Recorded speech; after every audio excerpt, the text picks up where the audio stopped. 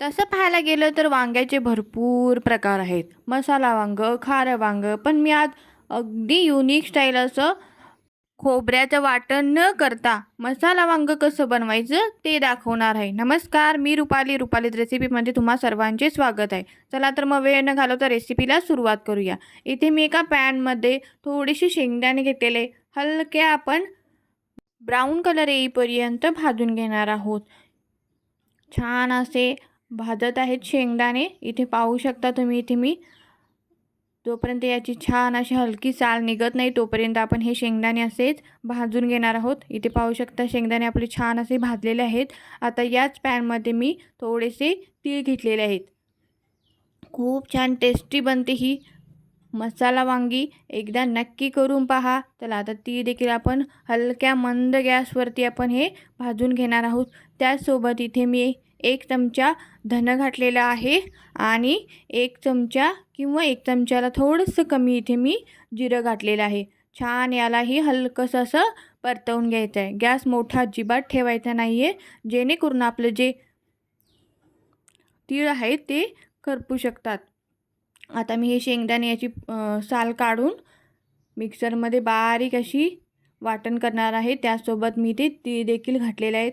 छान असं जाडसर किंवा हलकंसं जाडसर किंवा बारीक ठेवलं तरी देखील चालेल. आता यामध्ये बेसिक मसाले घालायचे आहेत. इथे मी लाल तिखट, थोडंसं धना पावडर, चवीपुरतं मीठ घालायचं आहे आणि थोडीशी इथे हळद घातलेली आहे. आता छान हे सर्व जिन्नस आहे ते मिक्स करून घ्यायचं आहे, जेणेकरून आपले हे मसाले आहेत छान असं या वाटणाला लागतील. यामध्ये थोडंसं बाइंडिंग येण्यासाठी मी इथे रिफाइंड ऑइल घातलेलं आहे 1 चमचा आणि छान असा हा वाटण तयार करून घेतलेलं आहे. आता अशा पद्धतीने मी एक 5-6 वांगी घेतलेली आहेत, ती आपण यामध्ये भरून घेणार आहोत. छान अशी सर्व वांगी मी भरून घेतलेली आहेत. आता कढईमध्ये छान तेल गरम केलेलं आहे. यामध्ये जिरं घालायचं आहे, कढीपत्ता घालायचा आहे. जिरे कढीपत्ता छान असा तडतडला की यामध्ये आपण भरपूर असा कांदा घालणार आहोत. छान याला असा 2 ते 3 मिनटं आपण परतवून घेणार आहोत. हलका ब्राऊन कलर आला की आपण यामध्ये थोडंसं लाल तिखट घालायचं आहे. तुम्ही तुमच्या आवडीनुसार लाल तिखट घालू शकता. मी ते अर्धा चमचा लाल तिखट घातलेलं आहे. थोडीशी मी ते हळद देखील घालणार आहे. याने कलर खूप छान येतो. तुमच्याकडे जर नॉर्मल घरचा मसाला असेल तो घातला तरी देखील चालेल.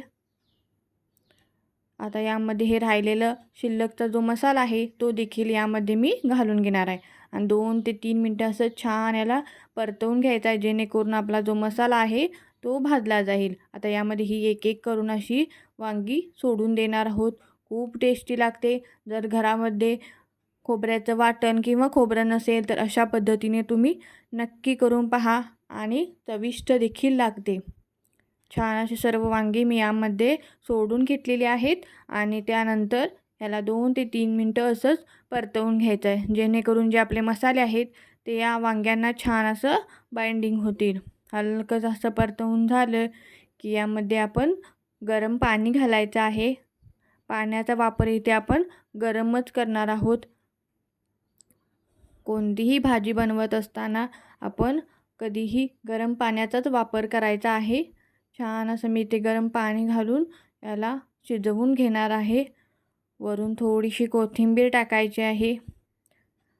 प्रत्येक भाजीला कोथिंबीर ही हवीच ना, जेणेकरून त्याचा स्वाद जो असतो तो आणखीनच खुलून येतो.